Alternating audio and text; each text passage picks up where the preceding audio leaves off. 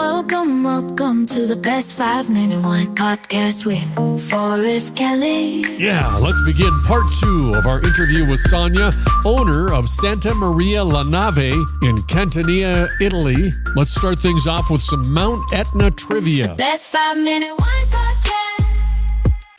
The volcano has been erupting for hundreds of thousands of years on and off, and the longest time that it had an eruption, 13 years. Yeah, I had to read that twice. The eruption lasted 13 years. It's one of the most active volcanoes in Europe, so there is a bit of a risk having a vineyard on the volcano. However, there is a spiritual side to Mount Etna. Mount Etna for us, it's like a female figure. It's like a mom, a montagna, the mountain. And for us, it's normal when we awake in the morning, give greetings to Mount Etna because it's always present in our life. So she is always active. Now, I don't know if you have a chance to see the beautiful smoke circle in the sky a couple of weeks ago. And she gave to us magical, spectacular events.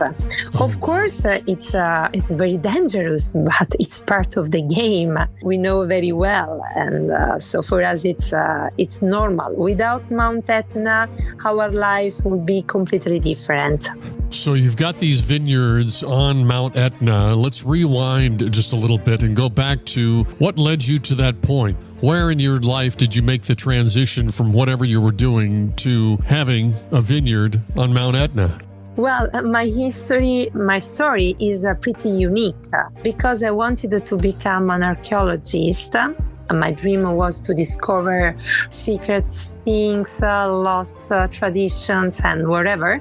But for several reasons, I ended up graduating in economy with honors. And I remember that that period, my life was a big mess.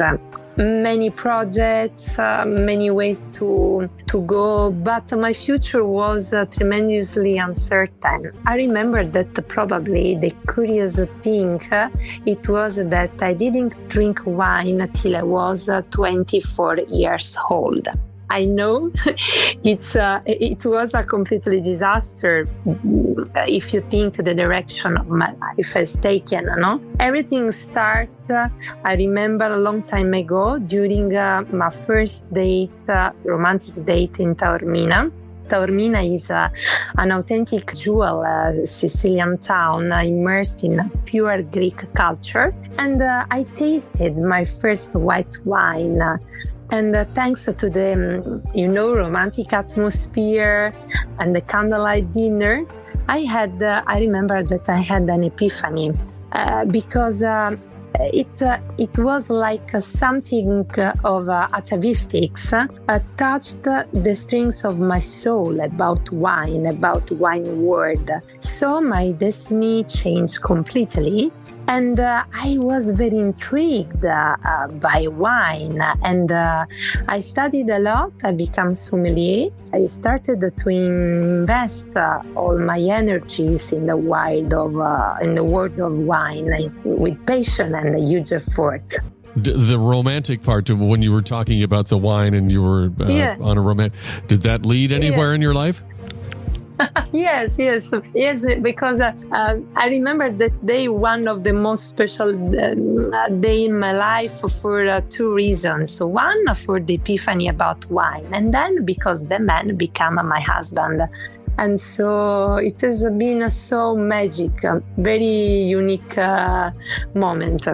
In part 3 of our conversation with Sonia Spadaro Mulone, we delve into the world where she says, I live and dedicate every day to my native vines and my wines, taking care of them and telling their beauty to the world. I learn from my vines, which, far from noise, follow ancestral laws of nature. In the scorching heat of the Sicilian summer or immersed in the snow of the Etna winter, it is a joy and honor to do so, but an immense responsibility. That's next. The Best 5-Minute Wine Podcast.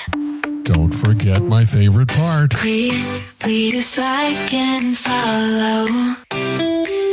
Oh.